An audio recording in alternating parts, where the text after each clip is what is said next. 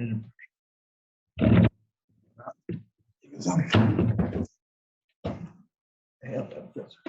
you. Well, it is 4 o'clock. Do we ready to begin the meeting? Let's see if we got the right. Who else is? We got Bennington. Isn't that a quorum? Yeah. Just Should be Bennington. close. Yeah, so it's 6. We need 14. So 8.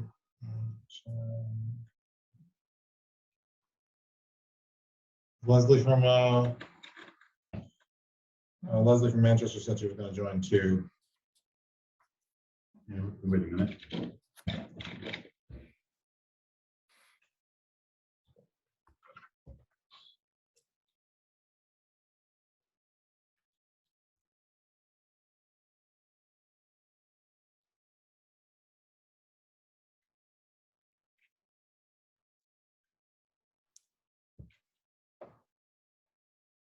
Yeah, number of votes required is here. As far as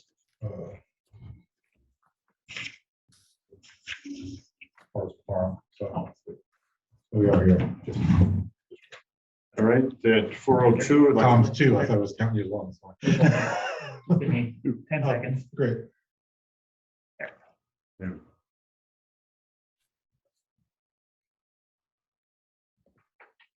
Hello, welcome. Hi, Leslie. All right. All right, and call a meeting to order at 4:02 on June the 1st. Business meeting of Bennington County Solid Waste Alliance. First order of business should be to set the minutes from the April 6th meeting. We have a motion to accept the minutes. So moved. Second. Okay. Any corrections, additions, errors, omissions? No? Okay. All in favor of accepting the minutes as written, say aye. Aye. Aye. Opposed? All right. Minutes have been approved. Great. Thank you, everybody. Next on the agenda is the annual contract with Bennington County Regional Commission. This is just basically the overview of the budget. As you guys know, the solid waste implementation plan is a 5-year plan that a budget is all approved for in sort of that 5-year batch. Every year, the contract with Bennington County Regional Commission to bring in myself and to bring in Paula is outlined once again, and the sort of approximate 1/5 of that larger budget is brought to bear into the smaller budget. This budget that I put together here, this contract that we put together here is largely based on a memo that was sent out to everyone in September by my predecessor, Michael Batcher. At the September 9th is the date of the memo that talks about, the sort of operations after he's gone, and what the percentages that will all sort of look like. Budgets are a planning document. They are obviously they create a ceiling for us to not go over without coming to you guys to ask for additional permissions. But I am letting you know it's not a script, and as this is my first year, and while I've done my best to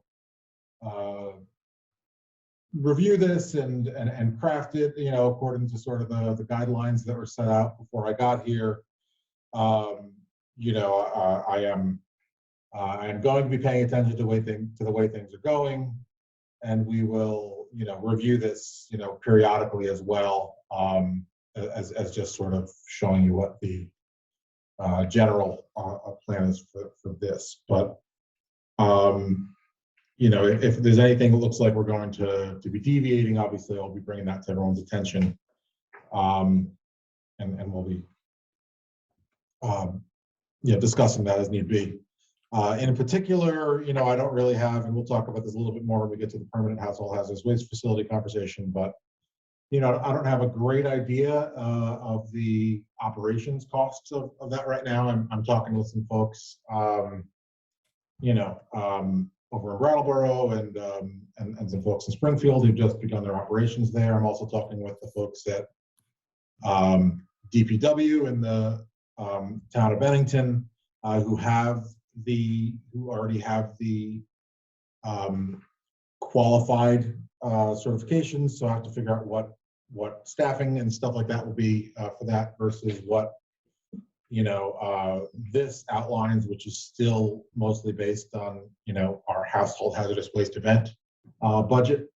So again, you know, our goal is that we'll be coming in a lot less on that line, but in case, you know, the creeks rise or something, you know, something happens related to a delay in production of the trailer or whatever happens, you know, this budget is basically outlining the household hazardous waste events as if we are repeating them next year, and then we will amend it, you know, in the fall when I have a better sense as to what that's going to look like. Otherwise, everything else is pretty much normal. There was some stuff in that earlier budget about asphalt shingles recycling that we tackled that at the last board meeting, so that's no longer part of our budget and agenda. You know, and we'll be looking at everything else. There's a slight change to the document I sent out and what I'm going to ask Dixie to sign if the board approves it, and that's just I forgot to change the heading and the template. You know, so the contract number is BCSWA 2022. And then, you know, the headings all say July 1st, 2022, July 1st, 2023. That'll be the budget that he signs. That's according to the dates that are outlined in the text, and just making sure the headings all match everything on whatever he signs. So what I did send you has a slight edit, but everything else is, you know, we would prefer to have it, you know, passed as written. I'll move to pass the document as written with the changes as noted. Second. Okay, Tom seconded. Any questions or discussion on this contract? All right. All those in favor of accepting the contract as written with a few modifications for the dates and a couple other lines there. All in favor, say aye. Aye. Aye. Opposed? All right, thank you very much. Great, thank you. I will sign that. If you want. For the end of the day. Yeah. Great. Next point of discussion and voting is the permanent household hazardous waste facility. So if you move on to pass the budget all the way into page 16 of the document, it sort of gives us a general layout. This is a layout that we put together, that I put together both in conversations with Casella and with RJ at the Department of Public Works at the town of Bennington. RJ said that they would be happy to pour you know, a concrete foundation for us and some asphalt and do a general you know, fixing up of the sign and, you know, kind of charge us for materials but not labor, as we are a friendly entity with them. So wanted to work with them and see what they thought was best and easiest to get everything through. I kind of went with his experience about, you know, if it needed to be closer to the electric or whether the electric could be gone. You know, RJ sort of felt everything was kind of good, just and best if we put the trailer just at the end of an existing driveway. The other thing too is if we, pave, put a little asphalt between the existing buildings, then we can use that for additional storage. For example, we plan to immediately store any overstock of compost bins or other things like that that we have left over from the compost bin sale in that space now, and start treating that as a BCSWA resource. Casella is fine with that. They're currently just storing some cardboard in there, and it's really not any kind of a thing that they can't just shift over to a storage container, which they have slightly to the side. The idea is kind of try to keep it as simple as possible. If you look at the map, it shows you where in the waste transfer station it's located. So it is kind of a little bit off the main traffic path, and there's room for 2 or 3 cars to sort of queue up and drop off based on that spot. The main thing that we were interested in talking to Casella about and the town about was this was a through path for people to get up to the up to the dump when this was an active landfill, but it is completely not being used anymore. So Casella said that's perfectly fine to put it in that location. It's also possible if we ever needed to expand the facility, we could put something on to the side, and still add an additional trailer or something like that in the future. So we're not completely blocked off from changes here.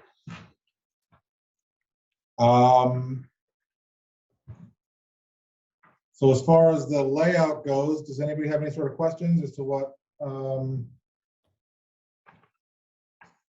as to what we're sort of putting forward?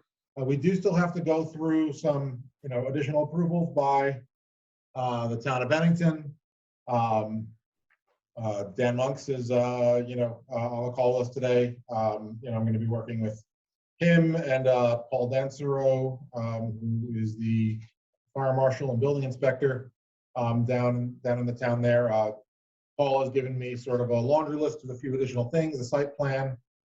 He does want some design professional stamped drawings to be included in the document that we submit to him. So that is going to be something that needs to be a little more than my just general master's in urban planning drawing here, but hopefully that won't be nearly as much of an expense as as hiring an engineer to sort of design the whole facility. And there are PE stamped drawings included in the cost of all of the trailers as well. So the interior will already have that. It'll just be an external stamped drawing that we need to put together for him. And just a couple of other things related to, he wants to make sure that we have somebody who's a licensed fire suppression person to turn on the chemical fire suppression unit once the trailer is put into place, and just the permits are filed by the electricians and everything like that all in advance. So so I will be putting together a budget. I'm going to get quotes on all those things, and I will be putting together a budget for that. I've already got a couple of preliminary quotes just for the cranes that it's going to take to lift the trailer and put it off of the delivery vehicle and onto the concrete pad. That's going to run somewhere around $4,000. Obviously electrician, somebody plugging in the electric and everything like that's going to be less, but I don't want to, I'll put together a budget in general related to the grant and how we're all coming together with this in the end. Great. Can we have the person who's on the phone line calling in, who just lists a number, let us know who they are? Yeah, this is Leslie Parra for my computer. Okay, awesome. Thank you. Isn't working right. No, much appreciated. Sure. I just had a quick question, wondering about seeing that it's a former landfill site and there are leachate manholes and exhaust systems. Does putting an additional pad have any impact to the overall underside of the whole former landfill site? Right, so that was also a reason why RJ at DPW thought it'd be best if we put the concrete pad in the trailer in that location, because that was really the roadway, the previous location of the roadway.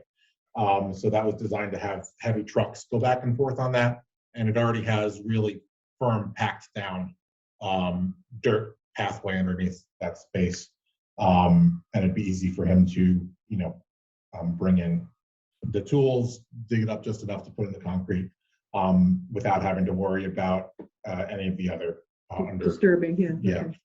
Yeah, it also is, it's off to the side of where the landfill was. So if you see where that riprap is, that's kind of the edge of the landfill to the left. So there actually wasn't landfill area where this particular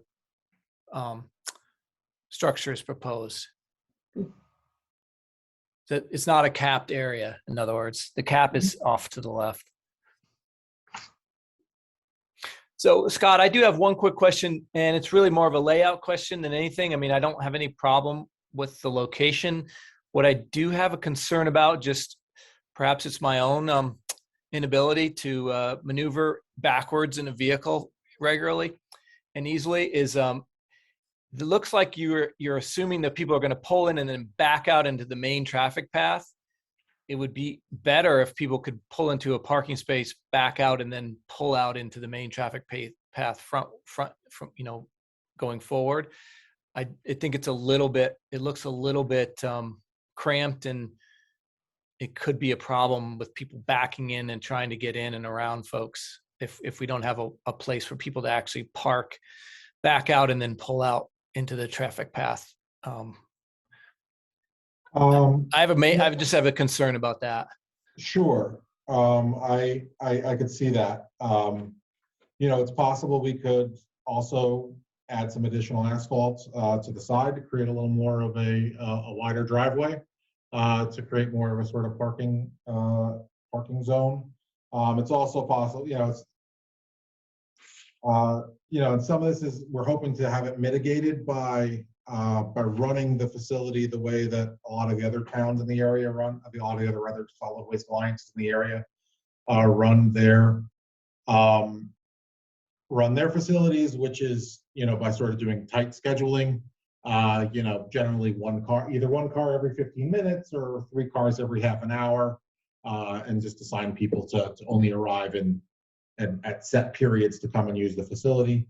With that, if we have 2 staff members, assisting with removing the goods and, packing them away, then we would, probably be able to help them, make sure it's safe to back in and out. But if we can do that easier, maybe that's something also, since we have to get a PE drawing anyway, maybe that's something we could talk to them about. Yeah, I feel like if you just kind of squared it off to the right side of the facility in the drawing from the edge of where the concrete pad is, that would get you up 23 feet on that width there for 20 feet. That's enough for someone to do a 3-point turn easily. Yep. With 20. On my truck, you would. Yeah. And not a whole lot. Yeah, we could. There's room there to go a little bit further if necessary. But yeah. Sure. So, and just to be clear, there's there are these little spots located on here, concrete cubes. That's may or may not be a thing. I figured since we were going to have the lift, there to move the trailer in the first place, there are these 2 big concrete blocks that used to be a place where they ran a chain in between, just acting as bollards effectively, to prevent people from accessing, the landfill at one time. I thought we might be able to ask them to move it forward. Now, those can be put anywhere if we want to still do that, or we could also install bollards or just do something else. But I thought it'd be nice to have some way of roping the area off to try to prevent people from, just dropping off boxes, spray cans or whatever in the, in the time periods we're not there. So those two squares as they are, drawn on the map, the sort of, everything's gray, but those two light gray squares are completely movable and, can be put sort of anywhere. So it is possible to extend the asphalt as well, if we feel that would be more effective. Scott, one thing I would just bring it up because Stuart did, and I know it changes the whole direction of kind of what your design is. So I'm not expecting you to change it, but he did say that it would be possible to, maybe perhaps reorient the trailer and then you could just drive through the entire length of that drive and just continue back around. You can see that was an old roadway. They could drive up to the trailer, unload, and then keep driving and then exit. Go to the right. Go over to the right and Yeah. exit the facility. Right, exit the facility to the right. I haven't been up there to look at it. I don't know if that's reasonable. Stuart goes up there frequently to inspect the landfill. He thought that was a possibility. I don't expect you to change it unless you think it's a good idea, but I just wanted you to know that Stuart had, given his familiarity with the site, he mentioned that as a possibility so that no one would have to turn around. They could just pull up, drop off, keep going, and get out of the facility. That is a possibility. I could, especially if we extend the driveway a little bit. I feel that RJ was concerned a bit about putting it to the side, against the riprap because there is a bit of an elevation change there, and whether that would be wide enough. I don't know if it's a full 14 feet, for the concrete pad to be between the riprap and the existing asphalt area. But I can investigate that. Again, just thoughts. I mean, Stuart had offered that as a possibility, and I don't know how far along down the road you are for design, but just an idea. Sounds good.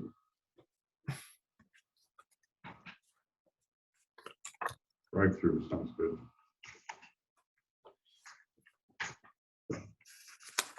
Yeah, I mean, I just know whenever you nothing's be set until we have the final drawings that we submit to the town. So yeah, this is sort of the initial vision, like I said, that was, that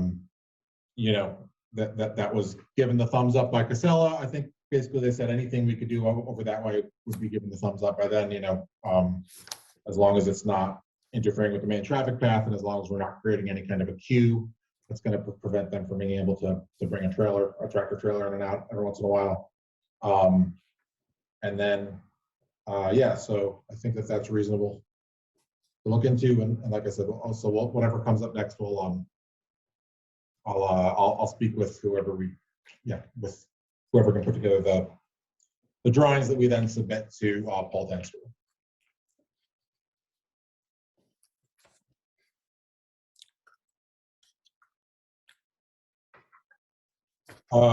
The second part of this, beyond the layout then, is to look at the actual trailers themselves and what they will look like. We received three quotes back. I reached out to a number of manufacturers, and the three that are able to deliver up to our area. There was sort of a pretty big range here. So with the low end at $48,545 and the higher end at $89,772 as far as the cost of an actual trailer itself. These all come in at a lower rate than what the back of the envelope math was that was given to me by both D&B engineers out of Albany and the MSK engineering out of Bennington, who both said it would be a minimum of $90,000 to design a facility, and likely potentially higher. Minimum of $90,000 was D&B engineering. MSK was even higher because they said they would have to bring in a specialist. Just a general overview. the Secure-All facility. So the ones that are a little more expensive, they both have a fire suppression system. Well, I mean, all of them have a fire suppression system built in them. Excuse me, dry chemical fire suppression. So effectively, if any kind of heat goes off, it's just gonna, it's like a sprinkler system except with fire extinguishers. It's gonna automatically put them out. The two more expensive models also have a just-in-case backup where, you know, it'll keep everything contained for a minimum of 3 hours if a raging fire sort of is happening inside of the building. I've requested they're slightly thicker steel. As you can see, the weight is a lot more on the middle Safety Storage Incorporated one. It's almost double the weight of the model than the Secure-All, which is the less expensive one. But overall, you know, they all meet the sort of general state requirements for these facilities, especially with the explosion relief panels and all those other things. The least expensive one is the largest in size-wise, cubic feet. Yes. And these only got single door access, and these look like the other ones look like multiple door access. They all have 3 rooms and 3 doors. Okay, so And the doors will all have, I think, single door versus double door means whether it's one door that opens or whether it opens as 2 separate, okay, you know, yeah, 2 separate doors. But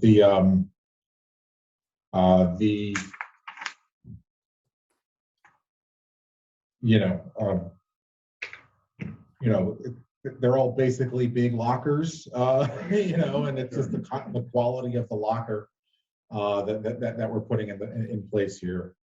Some, you know, are built with sturdier metals than others. I am getting a snow and wind load rating from Secure-All. Their individual was, you know, traveling this last week, but you know, overall, I think, you know, I think that they are set up to be outdoor, you know, facilities, and you know, they're from Indiana. It gets snow there too, but it's not a yeah. I feel like we can get away with the $48,000 model as long as you know, Paul Dancero and the folks at the state agree that this is a reasonable, you know, that this meets all the requirements that they have. The folks in other parts of the Scott, state, did you talk to them about the fact that they don't have a? Go ahead. Yeah, I lost you there for a minute. Did you talk to them at all about the fact that they're not rated? They don't have a fire rating? Yeah, so they can have that as an add-on as well. So what that is effectively it's an extra layer of insulation that they'll add to the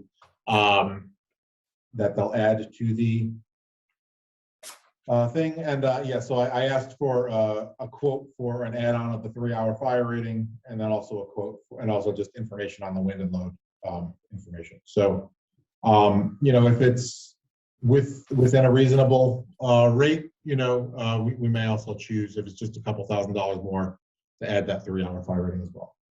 Do we know what the difference is between the $10,000 and the $20,000 weight? What that represents as far as its integrity, structural?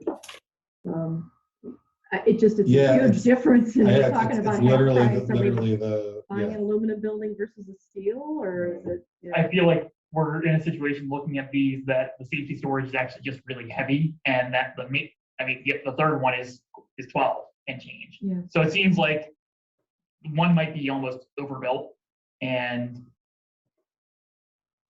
like versus those other two. If it's that alarms me that there's 8,000 pounds that are there that is not connected to something definitive. So the Brattleboro facility does have a safety storage incorporated trailer on their site. It's dated like 1996, so it's held up really well. It is basically, you know, it's like it's a shipping container. It's very heavy, you know, yeah. So they converted a shipping container for theirs? it looks like a ship, you know, it's heavier than a shipping Was container. it? Yeah. One of these manufacturers, you know? Yeah, it was Safety Storage Incorporated Okay. is what they have in Brattleboro. Maybe the snow wind load might give us a clearer picture when we get that from Secure All. If it's dramatically lower than the other two, for some reason, may have something to do with that. I don't know. It seems strange that there was so much difference in weight. Seems I like looked an at it. 8-foot span across. Width is Yeah. handle most snow that we would have around here, and if it's a metal building. Mhm. I have 2 shipping containers that are used for the tires. Yeah. And the oil and fluorescents. And They're not going anywhere. When the snow gets over 12 feet and it's full of water, then you shovel it off. That's right. yeah, they're fine. I mean, just a regular shipping container is fine. And I got the ones that were one trip, and they were starting to show a little bit of rust after 4 years, just a couple of little spots here and there. Yeah. So it's not really bad. So I don't know what. As long as it's not like a high school locker, you know? Yeah. You know, that's I guess that's the feeling. I've done those. You electropaint them. That's how they paint the lockers in schools. Mhm. That's electrostatic paint. Yeah. Works nice. I did it in a factory down Lancaster. Worked well. Yeah, I think one of the other big things in the Safety Storage Incorporated cost difference is they have a mechanical exhaust ventilation, which is a whole extra system built into it. You know, and they have they have a lot more electric and mechanics just kind of running through the thing itself. So it's possible that the mechanical exhaust ventilation also makes up a large part of that additional weight. Well, really, Scott, all you'd have to do for the Secure All to get a mechanical ventilation system, they have, so that has damper shutters. Just get an attic fan. Yeah. Put an attic fan in, when it gets so hot, kicks on. I put one in my house back in Pennsylvania, put one in here, and it drops the heat tremendously. And it would work really well on something like this. And they're about $200. Yeah, well, and all of them have lights, so in each of the rooms, so we could easily figure out some way to plug. I'm sure we get some power in there someplace. Probably should have some kind of receptacle anyhow. But, yeah, you actually just look at plug them in. So they're not hard to do. Okay. I don't hear very much by way of kind of real obvious objection to something that's gonna be a doubling in price, is what I'm sensing something in this room. That unless there's something some huge red alarm or red flag that comes up associated with Secure All, there's no reason not to. Like, I'm not worried about the weight here, but you all may. I'm generally of the sense that once we shouldn't vote this formally until we get the fire rating add-on back. Certainly, we definitely want that. Or I would say the firefighters would certainly appreciate that extra layer of security here, giving us the time to get our mutual aid system rolling in the event of a fire here that would obviously kind of deploy every fire department in the region. So we definitely need that, in my opinion. But once we have that number, I would encourage us all to support the Secure All. Once even if it's a $10,000 or $20,000 more, that it's still worthwhile. I don't think it's gonna be that. No, I wouldn't expect it would be that much, but 5/8 sheet, right? Done. They're the metal studs. All right then, so is that a formal request to table the vote on this until we get the quote with a fire rating? I would make that motion. Second, anyone? Second. Okay.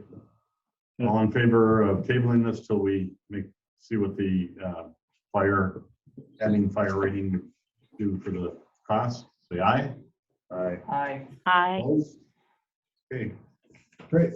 All right, well, thanks everyone. So we should get through the rest of this pretty quick. That's the main voting part of the day. So for all of you who have a other conflicts or other things, just just so you're aware that everything else is to be set. Is just going to be mostly just reporting. Next up is our third quarter SWIP report. If you look at, I've got a page index here, so I should be able to use that. Yep, so if you look at page 21 in the meeting handout, that's the general memorandum related to this. Expenses for January through March. We will shortly be getting you the final year-end report as well, so we'll be able to check out the annual budget. We're just in the middle of June, just the beginning of June here, so I'll be getting this to you hopefully sooner. Everything is within the annual budgeted amount. We just had a little bit of cost overruns for.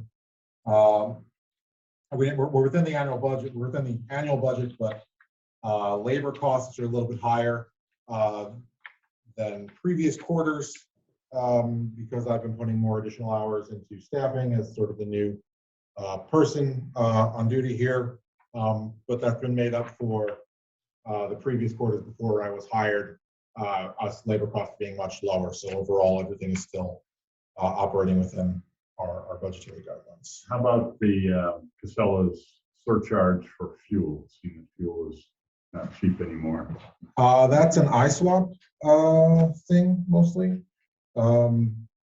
This is mostly the SWIP. So this is so the SWIP report is our the SWIP report is all of the towns. So ISWAP is just the North Shire. And the SWIP report is all the towns and us meeting the goal that's set out in the solid waste implementation plan, which is the 5-year plan that was passed in the year 2000. Okay. That, so this is all of our general stuff. My work, Paula's work, and then all the things that we contribute to collectively is the entire 14-town area, including, including meeting all the state goals and guidelines that are required to us. Okay. If there are any questions about that, I'm happy to talk about them. Otherwise, we can move on to the next agenda item.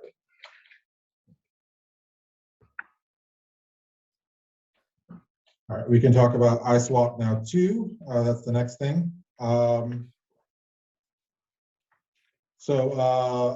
like I said, is the North Shire's groups that are coming together. So that's the towns of Arlington, Dorset, Manchester, Sandgate, and Sunderland, who all share access to the North Shire and the Dorset North Shire and the Dorset facilities, and they split the costs of operating that based upon their population size. So one of the first thing about this is, we began to implement a sticker fee to be collected on top of the regular recycling sticker fee to be collected on top of Casella's sticker fee. Casella has reimbursed us for the first quarter, and that is a total of $12,915 that will be coming back to us. I discussed it with our staff accountant at the BCRC, and she felt it was best if we postponed until quarter one of the next fiscal year, starting on July 1st, and then we then take that and then apply a little bit month to month to each of the invoices. So Arlington, for example, will be getting $1,000 credit, for the months of July, August, and September. Manchester will be getting $1,800, and so on, so on. This is, and then as we get the quarter two reimbursement, which is likely to be much smaller because, we'll do the same thing where we divide it up into thirds and then apply it again towards, towards the quarter and quarter moving forward. This was determined to be the best course of action because she wanted to make sure that there was still, this felt easiest for, with her work with the local bookkeepers and the people who pay stuff at the town, she thought this would be the easiest way to work.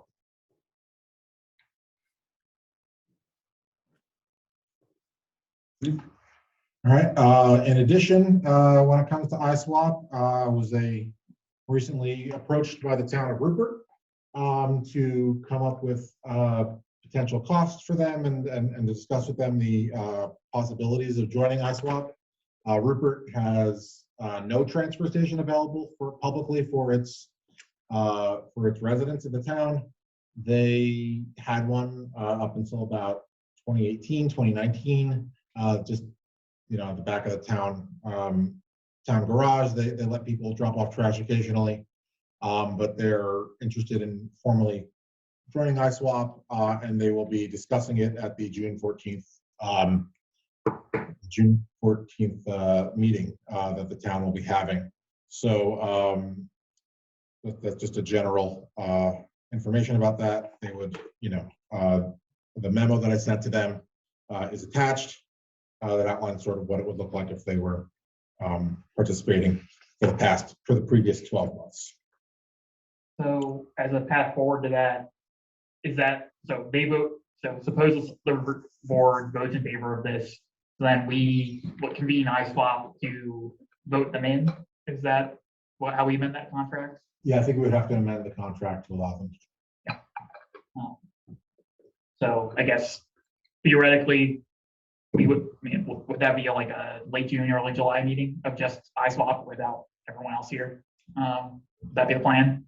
Are we going to try to move fast on that after they make the decision, or is this iSwap moves at sometime later or whatever? I'm just trying to get a timeline down. We don't want to make them wait too long. So. Yeah, actually, I hadn't considered the timeline actually. So that's true. It would have to be just those towns would need to meet. Yeah. So we could definitely organize something. I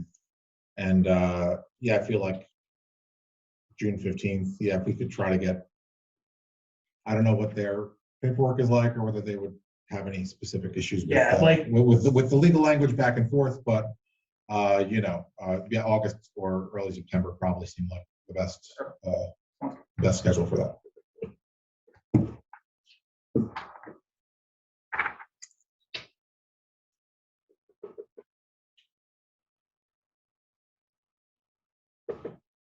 I guess while we're on iSwap, did you want to also bring up your question about the truck fees? Yeah, I just didn't know. I mean, I know that in the contract with Casella, it does say that the rates could be changed depending on fuel price. Yeah, unfortunately, there's a when fuel prices reach a certain threshold, then they begin to charge a fee on top of that. We've reached that threshold, and we've begun also being charged that. So, you'll see that there is an additional fuel charge that is now added to all of the invoices. That is I don't know what we can do about that, but it is electric trucks. Yeah, someday. CNG actually for a lot of the heavy duty stuff. That's what they do. That's natural gas. So that is an unfortunate additional cost that is being tacked on, but that's fuel costs as they've gone up and inflation and everything here. Seeing things going up, as you'll also hear when we talk about hazardous waste events in a minute. But all right, anything else? Questions related to iSwap? Okay, next thing.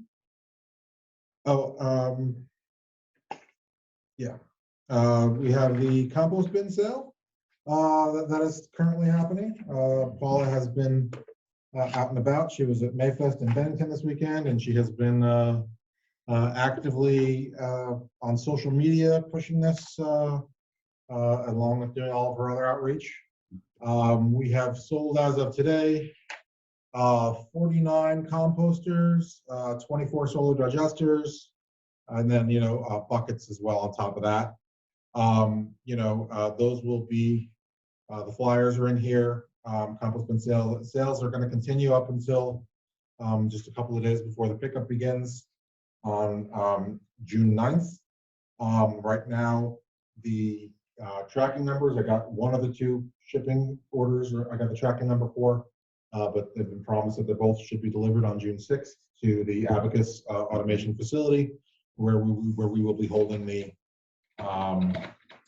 pickup events on June 11th, 13th, and 15th.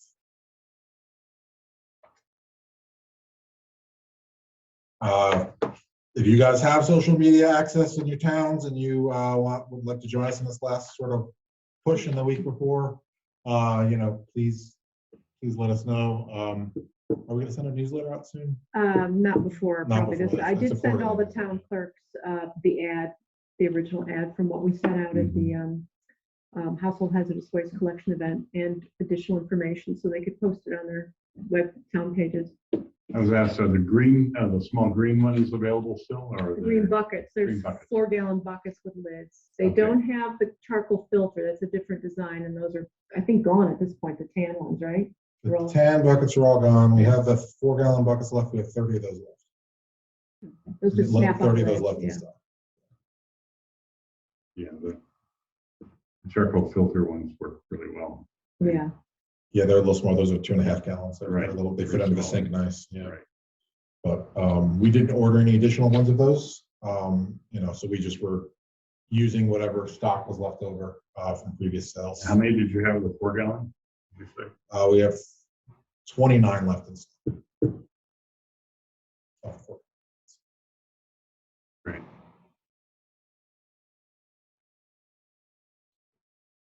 Yeah, and the ad on Facebook has gotten really good pickup, so Yeah. people are clicking on it and looking at it, so hopefully Good. that'll, and I changed the images and reset it to try to get recirculated again. So, And Front Porch Forum, I think, has gotten some good traction too. Great. Next thing, household hazardous waste events. We did have our May 7th household hazardous waste event. I sent you all an email, reported that we had 292 households participating. This is a downturn from last year, where we had over 600 participating. Oh, I'm sorry, this was all. Over 600 was all 3 events. Forgive me, that math is wrong. But just in Bennington, we had 385 last year, and we had 292 this year. But those numbers are back on track with what they were in previous pre-pandemic years. In 2020 we had 497, in 2019 we had 446, in 2018 we had 451. So I'm sorry, those are the total all events by year. Forgive me, my numbers are, I printed out the wrong list. I was just looking for the Bennington list. I printed out the all events by year list. But anyway, when I looked at the previous numbers, it appears that we're back on track towards pre-pandemic years, and it's probable that last year's numbers were particularly high due to everyone doing spring cleaning and just being stuck at home and doing a lot more, having a lot more stuff to want to get rid of. We'll probably base our numbers for the permanent facility when we try to figure out what our budget is for that, on numbers that are much closer to this year than the sort of pre-pandemic years as well, just so we have a general sense of how much waste needs to be collected in the area. Unfortunately, despite the number of households going down, the cost to us did go up this year as well.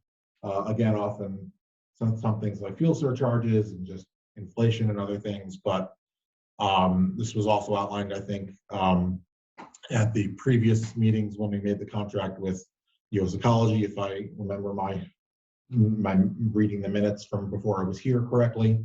But the cost for this event, unfortunately, was last year was 30,000 and this year was 37,000 just for the Bennington event. So it did go up quite a lot. And again, this is a good reason to outline why we need a permanent facility and how it will save us money in the end. We have the next two events scheduled because we do need to have them, multiple events in the district. Saturday, July 23rd, we're going to be having the event at the Vermont DOT. So you guys call it something else than DOT. V-Trans. Sorry, I'm a New Yorker. Forgive me. Learning all the lingo. That's going to be in Reedsboro on July 23rd, and then on Saturday, September 17th, in Dorset will be our third event for the year. What day was that? Sorry. Saturday, September 17th. So flyers for both of those events are in your meeting packets. Great. Okay. Any additional questions about the household hazardous waste events? All right, we're just getting to the end here. Real quick. Casella, I did reach out to them about doing a spring tour because you guys did express some interest in going to the MRF up in Rutland. So they'll get back to me soon. I just need to get in contact with the folks that aren't located here. We're located up in Rutland. We'll figure out scheduling and all that in the future. Looks like we're going to be having to have some kind of a short meeting in the summer anyway to discuss the household hazardous waste facility or in early September. So we'll just bring that up then and figure out when we can do it then. Next on the agenda is public comment. Any public comment? There's no public around, so I would assume there She's isn't. right behind you. Oh, I'm sorry. Not necessarily commenting, but You the have public. comment. I'm sorry. I didn't even see it. It's okay, yes, nothing. Yeah, no worries.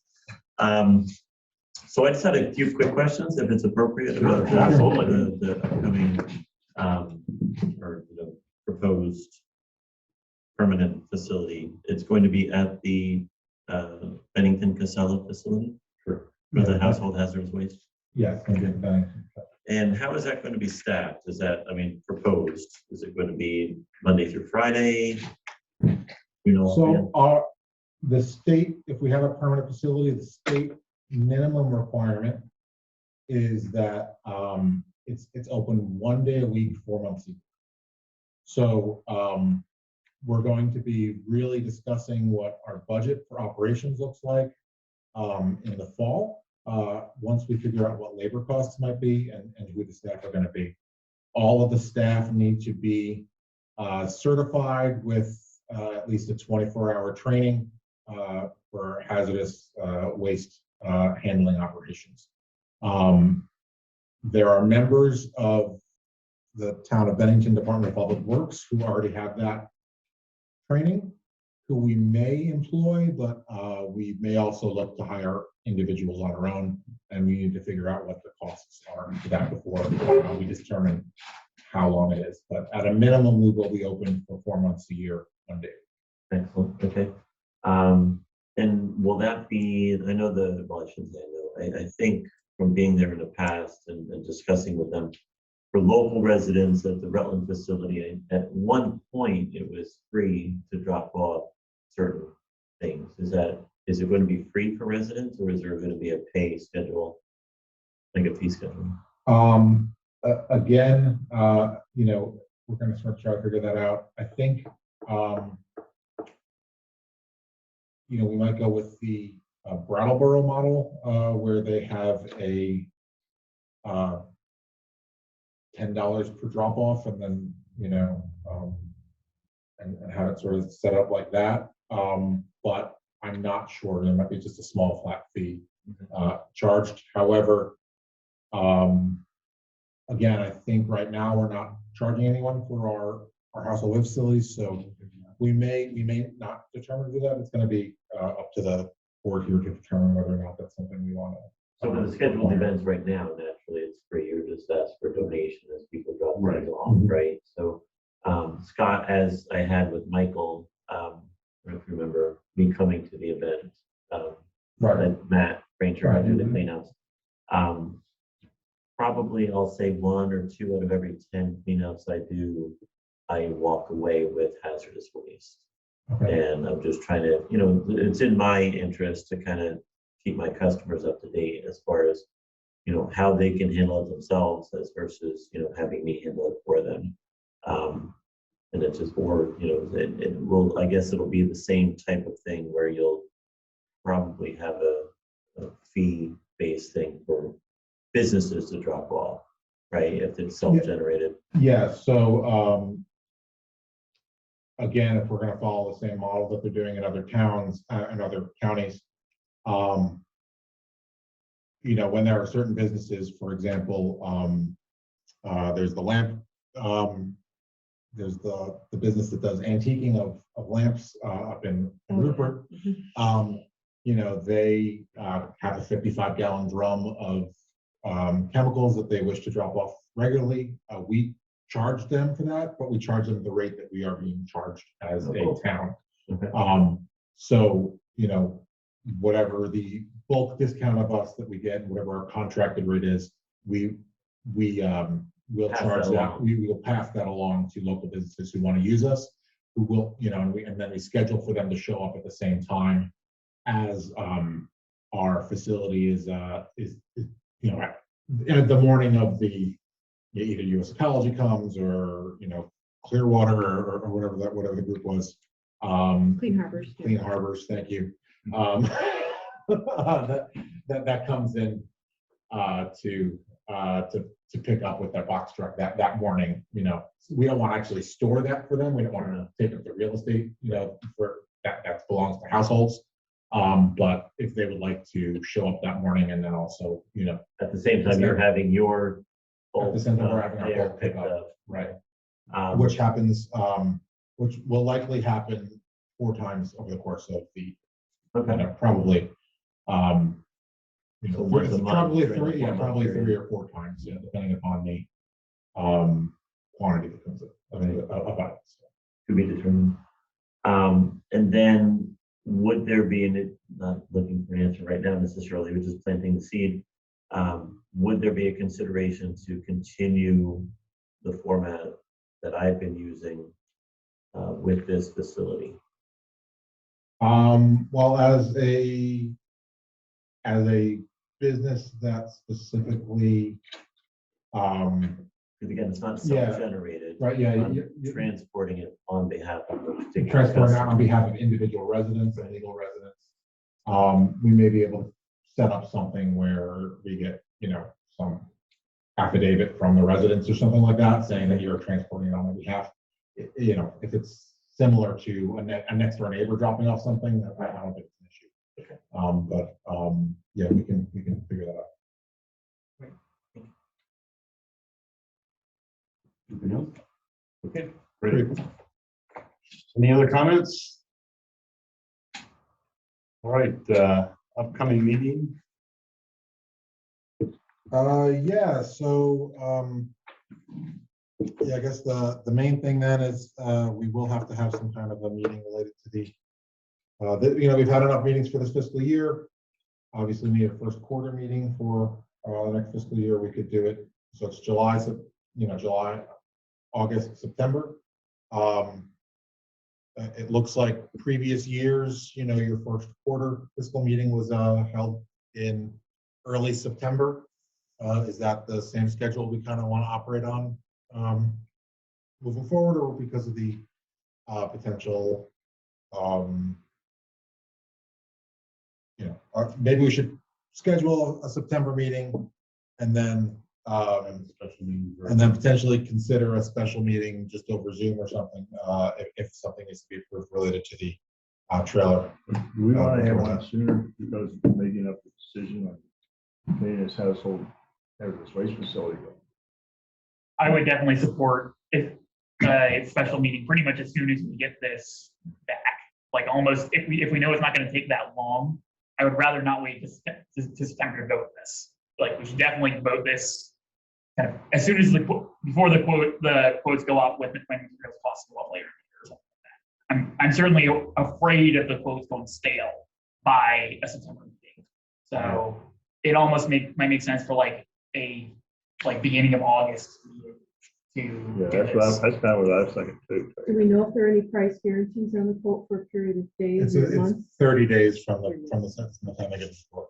So, I'm also happy to do it for a July meeting.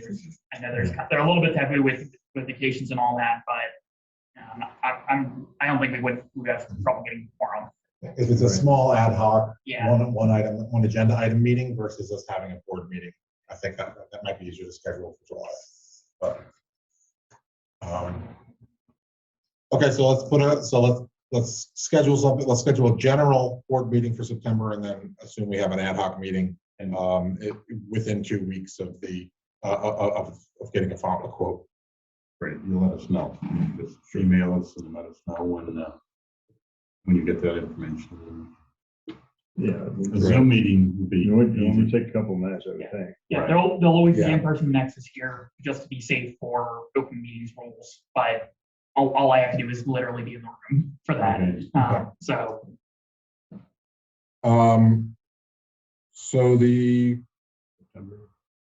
So Labor Day is the 5th. Do you want to do it in like the 14th, if we're gonna stick to Wednesdays? Okay.